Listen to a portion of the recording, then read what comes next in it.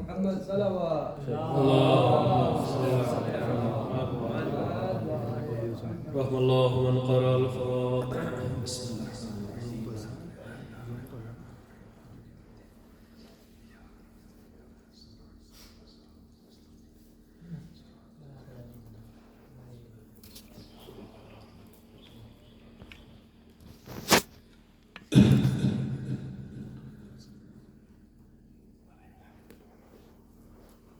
لا حول ولا قوة إلا بالله العلي العظيم. أعوذ بالله من الشيطان الرجيم. بسم الله الرحمن الرحيم. الحمد لله الذي هدانا لهذا وما كنا لنهتدي لولا أن هدانا الله لقد جاءت رسل ربنا بالحق.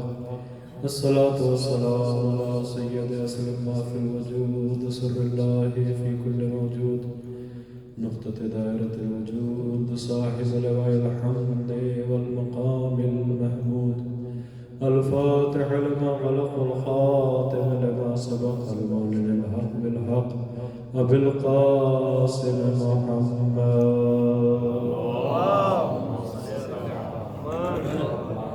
والصلاة والسلام على أهل بيته الطيبين الطاهرين المعصومين المنتجبين المنتخبين الذين أذهب الله عنهم الرجس وطهرهم تطهيرا.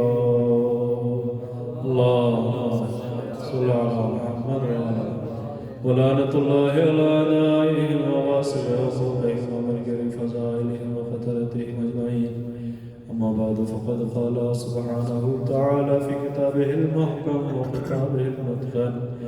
أعوذ بالله من الشيطان الرجيم. بسم الله الرحمن الرحيم. يا أيها الذين آمنوا كتب عليكم الصيام كما كتب على الذين من قبلكم لعلكم تتقون. صلوات على محمد حضرات کرام سامعین معظم موالیان اہل کرار، یہ ماہ رمضان کی یہ دوسری مجلس ہے اور کل بھی سیاہ کریمہ کے ذہن میں حضرات کی خدمت میں کچھ معروضات بیان کیے تھے. بہت طولانی مجلس نہیں ہے، مختصر سی ہے، اس لیے کہ دامن وقت میں گنجائش نہیں ہے، لیکن کوشش یہ ہے کہ اس مختصر وقت میں ایسی باتیں ہو جائیں کہ جو اپنے مقصد میں مکمل ہو.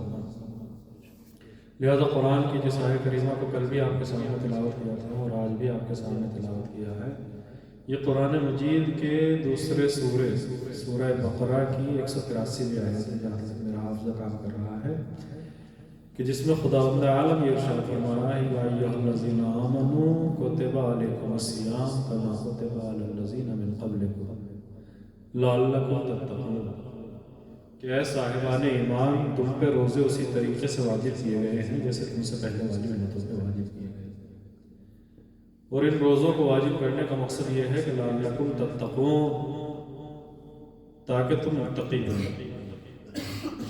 آپ پورا اندازہ لگائیں کہ خداوند عالم نے کیا اہتمام کیا ہے اس ماہ رمضان میں. جو کل میں نے باتیں عرض کی تھی آپ کے سامنے کہ اس کی شان ہی عجیب ہے اس مہینے، اور سارے مہینے اپنی جگہ، اور اس مہینے کی عظمت اور اس مہینے کا اکرام اور اس مہینے کا احترام اور اس مہینے کا اعزاز وہ اپنی جگہ ہے. سال کے 12 مہینے ہیں اور 12 مہینوں میں سے صرف ماہ رمضان کا نام قرآن میں ہے، جس کے بارے میں ارشاد ہوتا ہے کہ شہر رمضان الذی انزل فیہ القرآن، کہ یہ مہینہ وہ ہے رمضان کا کہ جس میں اللہ نے قرآن کو نازل کیا. اور قرآن کیا ہے؟ قرآن ہے ہدایت. ان ھذا القرآن یہدی للتی ہی اقوم. قرآن کی شان یہ ہے کہ یہ قرآن انسان کو اس راستے کی ہدایت کرتا ہے جو سب سے سیدھا ہوتا ہے. سب سے سیدھا ہونے کا مطلب یہ ہے کہ جو سب سے کم وقت میں اپنی منزل تک پہنچا رہا ہے. دیر تب ہوگی کہ جب انسان تھوڑا سا گھوم پھر کے آئے. اب آپ مجھ سے کہنے لگے کہ مولانا آپ کو یہاں آنے میں کتنی دیر لگی، تو میں کہہ دوں کہ مجھے 2 گھنٹے لگ گئے، تو آپ کہیں گے کہ مولانا آپ کہاں سے ہو کے آئے؟ سیدھا راستہ ہے، سیدھے راستے میں آپ کو آنا تھا، مشکل سے 10 منٹ لگتی ہے اور 10-15 منٹ لگتی ہے. اس کا مطلب یہ ہے کہ سب سے کم وقت جو لگتا ہے وہ سیدھے راستے میں لگتا ہے. اور قرآن کہتا ہے کہ ادھر ادھر بھٹکنے کی ضرورت نہیں ہے، ادھر ادھر جانے کی ضرورت نہیں ہے. اِنَّ هَٰذَا الْقُرْآنَ يَهْدِي لِلَّتِي هِيَ أَقْوَمُ. یہ قرآن جو تمہارے ہاتھوں میں ہے، جو تمہارے گھر میں رکھا ہوا ہے، یہ جو تمہاری طاقوں میں رکھا ہوا ہے، اس قرآن کو ذرا کھول کے تو دیکھو. یہ قرآن وہ ہے کہ جو سب سے سیدھے راستے کی ہدایت کرتا ہے. سب سے سیدھا راستہ اگر کوئی چیز دکھاتی ہے تو وہ ہے قرآن. اور اس قرآن کو اللہ نے جس مہینے میں نازل کیا ہے وہ ہے ماہ رمضان. اب آپ اندازہ لگاتے چلے جائیں کہ میں نے کل بھی عرض کیا تھا کہ اس مہینے کی عظمتوں کو ہم جتنا سمجھ لیں اتنا ہم اس سے فائدہ اٹھا سکتے ہیں. کبھی کبھی ہوتا ہے نا کہ ایک انسان ایک ایسی جگہ پہ رہ کے چلا جاتا ہے، اس سے بعد میں معلوم ہوتا ہے کہ میں یہاں سے چاہتا تو بہت فائدہ اٹھا سکتا ہوں. ہوتا ہے ایسا، آدمی کے ساتھ ایسا اکثر ہوتا ہے. مثلا ایک آدمی آیا اور آنے کے بعد اسے کوئی بیماری تھی، مثلا آیا اور اس کا کفیل جو تھا وہ ڈاکٹر تھا لیکن اسے پتہ ہی نہیں چلا، اور آنے کے بعد بیمار تھا اور بیمار ہی یہاں سے واپس چلا گیا. کسی نے کہا کہ وہ تو بہت اچھا ڈاکٹر تھا، اگر چاہتے تو وہیں بہت اچھا علاج ہو جاتا. تو کبھی کبھی ایسا ہوتا ہے کہ جب معلوم نہیں ہوتا نا کہ انسان کہاں رہ رہا ہے تو وہ ان نعمتوں سے بھی محروم رہ جاتا ہے کہ جو اسے آسانی سے مل سکتی ہے. اب آپ اندازہ لگائیں کہ یہ ماہ رمضان اب اس کی جب تک ہمیں اس کی عظمت کا احساس نہیں ہوگا، جب تک ہمیں یہ نہیں معلوم ہوگا کہ یہ ہے کون. بھئی آنے کو تو سبھی آ رہے ہیں، وہ سب کی آنکھیں ایک جیسی، وہ سب کے کان ایک جیسے، وہ سب کے ہاتھ ایک جیسے، وہ سب کے پیر ایک جیسے، وہ سب آ رہے ہیں. لیکن ہر آدمی کی ایک اپنی الگ شان ہوتی ہے. کسی کا کچھ علم ہوتا ہے، کسی کا کچھ علم ہوتا ہے. تو یہ انسان تبھی فائدہ اٹھا سکتا ہے جب اسے پہچانتا ہو کہ یہ کون ہے. اب پوری توجہ رکھیں، اس مہینے کی اگر ہم نے معرفت حاصل نہیں کی تو یاد رکھیے، جان لیجیے، یقین رکھیے کہ یہ مہینہ بھی ایسے ہی گزر جائے گا جیسے ہم نے اور مہینے گزارے. کوئی تبدیلی ہمارے اندر نہیں آنے والی ہے. ادھر سے گھسے اور ادھر کو نکل گئے، ادھر سے داخل ہوئے اور ادھر سے فارغ ہوئے. کیوں؟ اس لیے کہ ہمیں اندازہ نہیں ہے کہ ہو کیا رہا. ایک انسان اندھیرے میں چلا جا رہا تھا دریا کے قریب سے. اندھیرا تھا دریا کے قریب اور دریا کے کنارے کنارے اس نے راستہ چلنا شروع کیا. اندھیرا ہو چکا تھا، کچھ بھی نظر نہیں آ رہا. اس نے ایک جگہ سے اپنا راستہ طے کرنے کے لیے کہ چلو بھائی ایسے کہاں تک راستہ طے کریں گے، تھوڑا سا ذہن بھی بڑھنا چاہیے. اس نے ایک جگہ سے کچھ پتھر اٹھا لیے اور پتھر اٹھاتے اٹھاتے وہ دریا میں پھینکتا جاتا تھا اور آگے بڑھتا. اچھے خاصے اس نے پتھر اٹھایا، اٹھانے کے بعد کہ چلو 1 کلومیٹر چلنے کے بعد ایک پتھر مار دوں دریا میں. اس کی آواز سنائی دے گی تو پھر میرا جو جی ہے وہ لگ جائے گا، پھر میں آگے بڑھوں. اس نے دیکھا نہیں کہ میں نے کیا اٹھایا، اندھیرا تھا، اندھیرے میں پتھر اٹھا لیے اور چل دیا. لیکن اللہ اکبر جب چل دیا اور جب چلتے چلتے صبح ہونے کو ہوئی اور روشنی ہونے لگی، اب جو اس نے دیکھا کہ جو میں پتھر پھینک رہا تھا یہ تو چاندی کی اشرفیاں تھی، سونے کی اشرفیاں. اب اسے افسوس ہوا کہ میں نے جو اٹھائی تھی وہ پتھر نہیں تھے، نہ جانے کہاں سے مجھے وہ خزانہ مل گیا تھا، لیکن چونکہ مجھے اس کی معرفت نہیں تھی لہٰذا میں نے اسے نواز دیا. لیکن پھر بھی خیر ہو گئی کہ ختم ہونے سے پہلے اسے پتہ چل گیا کہ میں کیا پھینک رہا تھا. جتنے بچے تھے کم سے کم اتنا تو محفوظ کر لیا. یہی حال ماہ رمضان کا ہے کہ اگر ہمیں اس کی معرفت نہ ہوئی تو اس کے گھنٹے بھی گزر جائیں گے، اس کے دن بھی گزر جائیں گے، اس کی راتیں بھی گزر جائیں گی اور ہم اس زمرے میں پہنچیں گے کہ جہاں رسول فرماتے ہیں فَإِنَّ الشَّقِيَّ مَنْ حُرِمَ عَنْ غُفْرَانِ اللَّهِ، کہ بدبخت ہے وہ انسان کہ جس کے اوپر سے ماہ رمضان گزرے اور اپنے گناہوں کو معاف کرے. وہ الگ بات ہے کہ یہ مہینہ عبادتوں کا مہینہ ہے، یہ الگ بات ہے کہ یہ مہینہ تسبیحوں کا مہینہ ہے، لیکن یاد رکھیے کہ یہ مہینہ گناہ گاروں کے لیے تو ایک بہترین اپورچنٹی ہوتا ہے نا. بہت سارے لوگ ہمارے یہاں ہندوستان میں ایسا ہوتا ہے کہ ان کا بجلی کا بل بہت زیادہ ہو گیا تو وہ انتظار کرتے ہیں بیٹھ کے کہ چھوٹ کا دن کب آئے گا. وہ چھوٹ آتی بس وہ انتظار کرتے کہ 50% کی چھوٹ ہوگی اور ہم سارا بل جمع کریں گے. اللہ اکبر، وہاں 50% کا انتظار کر رہے ہوتے ہو، یہاں اللہ نے 100% کی چھوٹ کر رکھی ہے کہ ایک بار توبہ تو کر کے دیکھو، ہم تمہارے سارے گناہوں کو معاف کتنا معاف کرنے والے ہیں. اللہ اکبر، کوئی گناہگاروں کو آواز نہیں دیتا. قل یا عبادی الذین اسرفوا علی انفسہم لا تقنطوا من رحمت اللہ ان اللہ یغفر الذنوب جميعا. کتنی دلوں کو کھینچنے والی آیت ہے، ہمارے سے متعلق۔ یہ عبادت گزاروں کی بات نہیں ہو رہی، علماء سے نہیں ہو رہی، مراجع کرام کو نہیں پکارا جا رہا۔ ہم جیسے گناہگار کہ جو یہ سوچتے ہیں کہ ہماری جگہ کہیں نہیں ہے، کسی بزم میں ہماری جگہ نہیں ہے، اللہ کہتا ہے کہ تمہارے لیے بھی ہماری بارگاہ میں جگہ ہے۔ قُلْ يَا عِبَادِيَ الَّذِينَ أَسْرَفُوا عَلَىٰ أَنفُسِهِمْ۔ بہت ساری آوازیں قرآن نے لگائی ہیں، کہیں صاحبان ایمان کو آواز لگائی، کہیں اپنے خاص بندوں کو آواز لگائی، کہیں صاحبان تقویٰ کو آواز لگائی، مگر اللہ پر یہ عجیب آواز ہے کہ جس میں اللہ گناہگاروں کو آواز لگائی، جنہیں کوئی کو لگانے کو تیار نہیں ہے۔ ہمارے یہاں یہ ہوتا ہے نا، معاشرے میں 2 بھائی ہوں 4 بھائی ہوں تو اگر کوئی بد کردار ہو تو بھائی بھی اس سے اپنا تعلق توڑ دیتا ہے۔ کوئی پوچھ لے کہ بھائی وہ کیا آپ کا بھائی ہے؟ اگر وہ شراب پیتا ہو تو وہ نہیں کہے گا کہ یہ میرا بھائی ہے، اگر وہ چوری کرتا ہو تو یہ نہیں کہے گا کہ یہ میرا بھائی ہے۔ تو جب بھائی بھائی کو اپنا بھائی کہنے کے لیے تیار نہیں ہے تو رشتہ دار کس منہ سے اپنا رشتہ دار کہیں گا؟ ٹھکرایا ہوا ہے، کوئی منہ لگانے کے لیے تیار نہیں ہے، جن سے سگے رشتے ہیں وہ بھی قریب آنے کے لیے تیار نہیں ہے۔ اللہ اکبر، ایسے ٹھکرائے ہوئے کو بھی اللہ اٹھاتا ہے اور اٹھانے کے بعد کہتا ہے کہ تمہیں سب نے ٹھکرا دیا ہے، کوئی تمہارے گناہوں کو درگزر کرنے کے لیے تیار نہیں ہے، لیکن آ جاؤ ہماری بارگاہ میں۔ یا عبادی الذین اسرفوا علی انفسہم۔ ترجمہ امر رسول کہہ دو، کس سے کہہ دو؟ ان لوگوں سے، یا عبادی الذین، اے میرے بندوں۔ کون سے بندوں؟ پہلے تو اللہ نے اپنے آپ سے رشتہ جوڑا، یہ نہیں کہا کہ بندوں سے کہہ دو، یہ کہا عبادی، میرے بندوں سے کہہ دو۔ کون سے بندے؟ ان کی صفت کیا ہے؟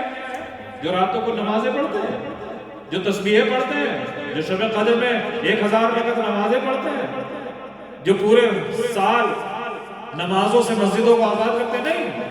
یا عبادی الذین اسرفوا علی انفسہم، کہ جنہوں نے گناہ کر کر کے اپنے نفسوں پہ ظلم کر دیا۔ اللہ ایسے بندوں کو اللہ آواز دیتا ہے، یا عبادی الذین اسرفوا علی انفسہم، اے میرے وہ بندوں کہ جنہوں نے گناہ کر کر کے اپنے نفسوں پہ ظلم کر لیا، اپنے نفسوں کو گندہ کر لیا۔ لا تقنطوا من رحمت اللہ، سب سے مایوس ہو جائے۔ ہو سکتا ہے بھائی منہ نہ لگائے، ہو سکتا ہے باپ آنکھ کر دے، ہو سکتا ہے ماں رشتہ ختم کر دے، ہو سکتا ہے رشتہ دار اپنے تعلق کو ختم کر لیں، لیکن سب سے نا امید ہو جانا، مگر ہم سے نا امید نہ ہو جانا، چاہے تمہارے گناہ کتنے بھی ہوں۔ لا تقنطوا من رحمت اللہ، اللہ کی رحمت سے مایوس نہ ہونا۔ کیوں؟ ان اللہ یغفر الذنوب جمیعا، اس لیے کہ اللہ سارے گناہوں کو معاف کرتا ہے۔ یہ ہم جیسے ذلیل لوگ ہوتے ہیں کہ کسی کو کسی کا ایک گناہ پتہ چل جائے اور اس کو معافی بھی مانگ لے، تو جب بھی سامنے آئے گا تو ہمیں وہ گناہ یاد آئے گا، ہم اسے وہ عزت نہیں دے سکتے جو اس گناہ کے جاننے سے پہلے دے رہے ہیں۔ بھلے اس نے توبہ بھی کر لی، سب کچھ کر لیا، لیکن ہمارے یہ عادت ہوتی ہے کہ ہم اسے جب بھی دیکھیں گے تو ہمیں وہ گناہ یاد آئے گا۔ آئے گا یا نہیں آئے گا؟ بہت سی جگہ تو ہم معاف کرنے کے لیے تیار نہیں ہوتے ہیں اگرچہ وہ معافی بھی مانگ رہا ہو۔ بہت سے گناہ تو ہم ایسے سمجھتے ہیں کہ ان پہ معافی ہے ہی نہیں۔ ہم نے کسی کو دیکھ لیا کوئی گناہ کرتے ہوئے، کتنا بھی بڑا گناہ ہو، لیکن یاد رکھیے کہ ہر گناہ کی معافی ہے۔ اس لیے کہ یہ میں نہیں کہہ رہا ہوں، اللہ کہہ رہا ہے لا تقنطوا من رحمت اللہ، اللہ کی رحمت سے مایوس نہ ہونا۔ ان اللہ یغفر الذنوب جمیعا، اللہ سارے گناہوں کو معاف کرنے والا ہے۔ کوئی گناہ ایسا نہیں ہے کہ جسے اللہ معاف نہ کر سکتا، ہر گناہ کو اللہ معاف کرنے والا۔ کتنا رحیم ہے، کتنا کریم ہے وہ پروردگار کہ جو اپنے ایسے گناہگار بندوں کو آواز دے رہا ہے۔ بس ہمیں تو داخل ہونا ہے اور اپنے ہاتھوں کو اٹھا کے بس اسے پکارنا۔ جب ہم کہیں گے نا یا رب، ہم ایک بار کہیں گے یا رب، وہ نہ جانے کتنی بار آواز دے گا لبیک یا عبدی لبیک یا عبدی لبیک یا عبدی۔ ہاں میرے بندے کیا مانگنا چاہتے ہیں؟ مغفرت چاہیے؟ تو نے ہاتھوں کو پھیلایا ہے، ہم نے تیرے گناہوں کو معاف کر دیا۔ رزق چاہیے؟ میری اتنی نعمتیں بڑھ رہی ہیں، میں تجھے رزق دینے سے تیار۔ صحت و عافیت چاہیے؟ صحت و عافیت وہ خزانہ قدرت کہ جو اس ماہ رمضان کا کھلا ہوا ہے، جب تک ہمیں اس کا احساس نہیں ہوگا کہ کتنا اہم خزانہ ہے جو اللہ نے توڑا ہے۔ کل میں نے آپ کے سامنے عرض کیا تھا نا کہ یہ وہ مہینہ ہے کہ جس کی شان یہ ہے کہ سونا عبادت ہے، سونا جس میں آدمی کچھ نہیں کر رہا ہے، نہ کوئی نماز پڑھ رہا ہے، نہ کوئی تسبیح پڑھ رہا ہے، کچھ نہیں کر رہا ہے۔ نومکم فیہ عبادت، رسول فرماتے ہیں اس مہینے میں تمہاری نیندوں کو اللہ نے عبادت بنا دیا۔ تمہارے نامہ اعمال میں تمہیں پتہ ہی نہیں، قیامت میں پہنچو گے اپنا نامہ اعمال کھول کے دیکھو گے، اللہ سے کہو گے اللہ میں نے تو اتنی عبادتیں کی نہیں، یہ عبادت کہاں ماہ رمضان میں سو رہا تھا نا، وہ سونا بھی ہم نے عبادت لکھا۔ تو جس مہینے میں اللہ نے نیند کو عبادت لکھا ہو، اس میں ہماری پڑھی ہوئی نمازوں کو اللہ کیا لکھا ہے؟ وَأَنفَاسَكُمْ فِيهِ تَسْبِيحٌ، اس مہینے میں تمہاری سانسوں کو، جو تمہاری سانسیں ہیں جن میں تم گن نہیں سکتے کہ ایک دن میں تم نے کتنی سانسیں لی ہیں، فرشتوں نے ان سانسوں کو بھی تمہارے نام اعمال میں تسبیح کے عنوان سے لکھ دیا ہے کہ یہ تسبیحیں اس نے پڑھی ہیں۔ تو جس مہینے میں اللہ نے سانسوں کو تسبیح بنایا ہو، اس مہینے میں پڑھی جانے والی تسبیحوں کا ثواب کتنا ہوگا؟ لیکن یہ کب؟ بہت آسان ہے، پورے سال اکثر نماز شب نہیں پڑھی جاتی، لیکن یہ اس مہینے میں پڑھنا بہت آسان ہے، اس لیے کہ سحری میں اٹھنے کا ثواب، انسان جب سحری کرتا ہے بہت زیادہ وقت نہیں لگتا، یہ شیطان ہمیں ورغلا دیتا ہے۔ میں نے کل بھی کہا تھا کہ ایک صاحب کہہ رہے تھے کہ اگر اس مہینے میں شیطان تو بند ہے لیکن موبائل بند نہیں ہے، اگر موبائل بند ہو جائے تو بہت ساری عبادتوں کے لیے بھی وقت نکل آئے گا اور بہت ساری نمازوں کے لیے بھی وقت نکل آئے گا، لیکن شیطان بیچارہ اسی پہ ساری کام ہم نہیں کر رہے ہیں اور صرف اس کے ڈال رہے ہیں۔ اللہ نے کتنا اہتمام کر دیا کہ سحری کے لیے اٹھایا، تو جہاں سحری کے لیے اٹھے ہو وہاں 10-15 منٹ ہمارے پاس ہیں، اس میں نماز شب بھی پڑھی جا سکتی ہے۔ ایک مہینہ اگر ہم نے پڑھ لی تو ایک مہینہ ختم ہونے سے پہلے ہمیں اپنی زندگی میں اس کی برکتیں نظر آتی ہیں، اپنے گھر میں ہمیں سکون، اپنی فیملی میں ہمیں سکون، اپنے رزق میں ہمیں سکون، اپنی فکروں میں ہمیں سکون، ہر جگہ سکون نظر آئے گا۔ لیکن کب؟ کہ جب ہم اپنی زندگی کو اس زاویے سے لے کے چلیں گے جیسا خدا چاہتا ہے۔ ذرا سی تبدیلی کی ضرورت ہے۔ اللہ ہمیں 30 کے 30 دن جگا رہا ہے، سحری کے بہانے سے اٹھو اور اٹھنے کے بعد جب تھوڑا بہت کھا لو تو جب اپنی جسم کو سیراب کر لیا ہے تو آؤ اپنی روحوں کی سیراب کی، دو آنسو بہا کے دیکھو اللہ اکبر کتنا سکون ہے۔ اپنے گناہوں کا اقرار خدا کی بارگاہ میں کر کے دیکھو وہ کیسے بخشتا ہے، اس کی رحمتیں کیسے برستی ہیں۔ رحمت حق بہا نمی جویا، اللہ کی رحمت کو جو ہے وہ ایک بہانا چاہیے، ہلکا سا بہانا، یہ بندہ بس ہاتھ اٹھا دے اور میری رحمت برس جائے، یہ استغفار کر دے اور میری رحمت برس جائے، وہ تو بخشنے کے لیے ہے۔ اللہ اکبر، یہ بس ایک بار کہہ تو دے کہ معبود غلطی ہو گئی اور اللہ معاف کر دی۔ دنیا میں کوئی اتنی جلدی راضی نہیں ہوتا، یا سری یا رضا، اے سب سے جلدی راضی ہو جاتی ہے۔ اتنا تو ہم نے سوچا بھی نہیں ہوگا وہ جتنا جلدی راضی ہوتی ہے۔ مجھے کہنے میں دیر لگی، اسے راضی ہونے میں دیر نہیں لگتی، کتنی جلدی راضی ہو جاتا ہے۔ اگر یہ دیکھنا ہو تو آؤ کربلا میں، اور دکھائے گا کہ کیسے خدا راضی ہے۔ ابھی یزید کے خیمے میں ہے، ابھی عمر سعد کے خیمے میں ہے، راتوں کو تڑپ رہا ہے۔ بیٹے نے کہا بابا کبھی آپ کو اتنا پریشان نہیں دیکھا جتنا آج دیکھا۔ میرے لال یہ سوال تم نے کیوں کیا؟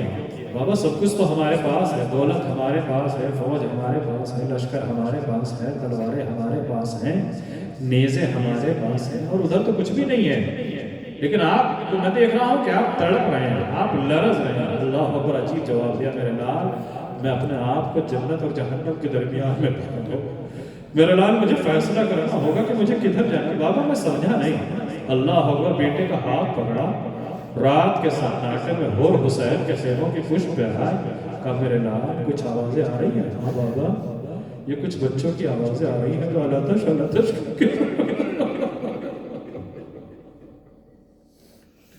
بابا کچھ بچے ہیں جو ہائے پیاس اللہ قد قتلنی عطشا، آئے پیاس ہمیں مارے ڈال رہی ہے، کہہ کے رو رہے ہیں اللہ اکبر۔ اے میرے لال اس رات میں تو ہماری فوج کے سب لوگ سو رہے ہیں، آخر یہ بچے کیوں جاگ رہے بابا؟ یہ پیاسے ہیں، پیاسوں کو نیند کہاں آتی ہے میرے لال؟ تجھے معلوم ہے یہ پانی کیوں بند ہے؟ اگر ہم حسین کو گھیر کے نہ لاتے تو حسین پہ یہ پانی بند نہ ہوتا۔ اتنا پانی تھا حسین کے پاس کہ اگر حسین ہمیں پانی نہ پلاتے تو حسین کا پانی ختم نہ ہوتا، یہ بچے پیاسے نہ رہتے۔ بابا پھر ارادہ کیا میرے لال؟ میں نے ارادہ کر لیا کہ میں صبح کا سورج نکلنے سے پہلے حسین کی خدمت میں جا کے توبہ کروں گا۔ اللہ اکبر۔ ایک مرتبہ بیٹے نے کہا بابا میں بھی ساتھ چلوں گا۔ یہ خبر بھائی کو معلوم ہوئی تو بھائی نے کہا کہ ہم بھی ساتھ چلیں گے۔ غلام نے کہا کہ میرے بارے میں کیا حکم ہے؟ ہم تجھے راہ خدا میں آزاد کرتے ہیں۔ کہا اچھا، جب تلک فوج یزید میں تھے تو ساتھ رکھا، اب جب حسین کی طرف جا رہے ہو تو آزاد کر رہے ہو۔ مجھے ایسی آزادی نہیں چاہ رہی ہے، جہاں میرا آقا جا رہا ہے وہیں مجھے بھی جانا ہے۔ اللہ اکبر۔ آئے فاطمہ کے لال کی غربت، روایت یہ کہتی ہے کہ ادھر حر نے اپنا رخ حسین کی طرف کیا، عزیزوں پیچھے پیچھے بھائی بیٹا اور غلام چلا۔ روایت یہ کہتی ہے اپنے بیٹے سے کہا میرے لال ارے جب حسین آتے ہوئے دکھائی دے تو مجھے خبردار ضرور کرنا، اس لیے کہ میرے اندر اتنی ہمت نہیں کہ حسین سے آنکھیں ملا سکوں۔ بعض علماء تو یہاں تک پڑھتے ہیں کہ حسین حر نے اپنی آنکھوں پہ پٹی بدھوا لی تھی۔ اللہ اکبر۔ روایت یہ کہتی ہے جب حسین خیمہ سے نکلے آواز دی عباس ادھر آؤ، علی اکبر ادھر آؤ، ارے دیکھو میرا مہمان آ رہا ہے۔ اللہ اکبر۔ روایت یہ کہتی ہے ادھر حسین آگے بڑھے، حر کے بیٹے نے تکبیر بلند کی، اللہ اکبر۔ اے میرے نال خیریت تو ہے؟ اے بابا قیامت ہو گئی، ارے ہم جیسے گناہگاروں کے لیے فاطمہ کا لال استقبال کو آ رہا ہے۔ اللہ اکبر۔ حر نے سر و سینہ پیٹ لیا میرے لال، ارے جب حسین قریب ہو تو ایک تکبیر اور بلند کرنا۔ اب جو تکبیر بلند ہوئی، حر نے اپنے آپ کو گھوڑے سے گرایا، حسین کے قدموں پہ سر رکھ دیا، آواز دی آقا ارے کیا میرا گناہ بھی معاف ہو سکتا ہے؟ اللہ اکبر۔ اتنا سننا تھا کہ حسین نے اٹھایا، سینے سے لگایا ہے حر، ارے میں نے بھی معاف کیا، میرے خدا نے بھی معاف کیا۔ اللہ اکبر۔ حر کی جان میں جان آئی کہ فاطمہ کے لال نے بخش دیا۔ اللہ اکبر۔ ایک مرتبہ بھی حر نے سر اٹھایا ہی ہے کہ فاطمہ کے لال نے ایک جملہ کہا ہے حر میں شرمندہ ہوں۔ آقا شرمندگی کیسے؟ شرمندہ تو مجھے ہونا چاہیے مولا، میں بچوں سے نگاہیں ملانے کے لائق نہیں ہوئے ہو، میں شرمندہ ہوں۔ فاطمہ کا لال شرمندہ ہے کیوں؟ اے حر کل جب دشمن بن کے آیا تھا تو فاطمہ کے لال نے تیری مہمان نوازی کی تھی، تجھے بھی پانی پلایا تھا، تیرے لشکر کو بھی پانی پلایا تھا۔ اے حر فاطمہ کا لال شرمندہ ہے، آج دوست بن کے آیا ہے مگر 2 گھونٹ پانی نہیں ہے کہ جو تجھے پلا سکو۔ حر تڑپ گیا، تڑپ کے کہتا ہے آقا ارے یہ پانی بھی تو میری ہی وجہ سے بند ہے، اے آقا اب میرے اندر اتنی حکمت نہیں کہ میں اس زندگی کو برداشت کر سکوں، آقا بس مرنے کی جا رہے ہو، ارے ذرا خیمے میں چل کے آرام تو کہنے نہیں آقا ارے جلدی سے اجازت دیجئے، میرا بیٹا میری آنکھوں کے سامنے قربان ہو جائے۔ اے ہو ارے کیسی فرمائشیں کر رہے ہیں آقا، مرنے والے کی آخری خواہش پوری کی جاتی ہے۔ آقا میری خواہش یہ ہے میرا بیٹا میری آنکھوں کے سامنے قتل ہو۔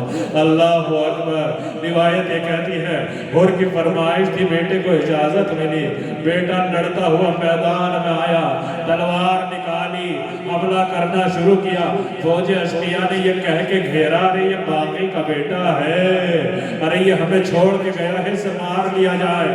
عزیزو چاروں طرف سے گھیر کے مارا گیا، ادھر گھیر کے مارا گیا، ادھر جیسے نیچے گرا ہے آواز دی بابا مدد کو آؤ، اپنے باپ کو پکارا، مگر روایت یہ کہتی ہے بہت تیزی سے دوڑے حر، لیکن جب دوڑے اور بیٹے کی لاش پہ پہنچے تو کیا دیکھا تو حسین حر سے پہلے پہنچے ہوئے ہیں۔ عزیزو حسین نے حر کے جوان بیٹے کا سر اپنے زانوں پہ رکھا ہوا ہے اور ایک مرتبہ سہلا رہے ہیں۔ حر تڑپ گئے، مولا کہاں فاطمہ کا لال، کہاں یہ غلام، مولا یہ آپ نے کیا کیا، اس کا سر اپنے زانوں پہ رکھ دیا ہے۔ حر تو نے یہ زحمت کیوں کی، تو کیوں آ گیا؟ کہیں بوڑھے باپ جوان بیٹوں کے لاشے پہ آتے ہیں۔ اللہ اکبر۔ میں کہوں گا مولا حر کو تو سمجھا دیا مگر ابھی کچھ دیر کے بعد ارے کڑیاں جوان علی اکبر ایڑیاں رگڑ رہا ہوگا، ارے بوڑھا باپ خاک کربلا اٹھا کے سر میں ڈال رہا ہوگا، سینے سے برچھی کی علی کھینچ رہا ہوگا، کوئی سنبھالنے والا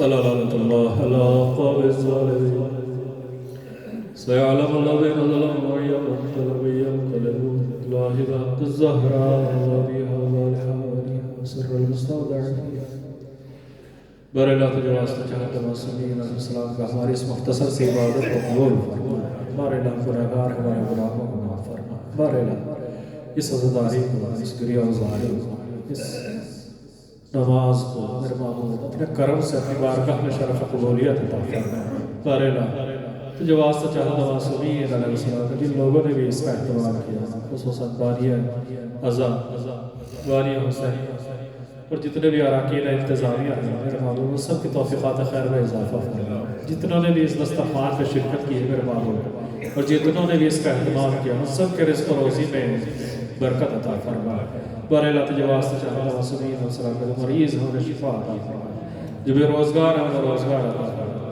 جو بے اولاد ہیں انہیں اولاد عطا فرما، جنہیں صاحب اولاد کیا ہے انہیں بہترین پرورش کرنے کی توفیق عطا فرما، بر اللہ مراجع کرام علماء اعظام کا سایہ ہمارے سر پر قائم دائم فرما، بر اللہ تجھے واسطہ چاہتا معصومین علیہ السلام کا شیعان حیدر کرار دنیا میں جہاں کہیں آباد کی جان مال عزت و آبرو کی حفاظت فرما، اس پراشور زمانے میں میرے معبود ہمارے ایمان کی حفاظت فرما، اس مہینے میں ہمیں زیادہ سے زیادہ اپنی مغفرت اور اپنی برکتوں کو میرے معبود اپنے دامن میں سمیٹنے کی توفیق عطا فرما، بارے اللہ تیری بارگاہ میں دست دعا تو کریم ہے،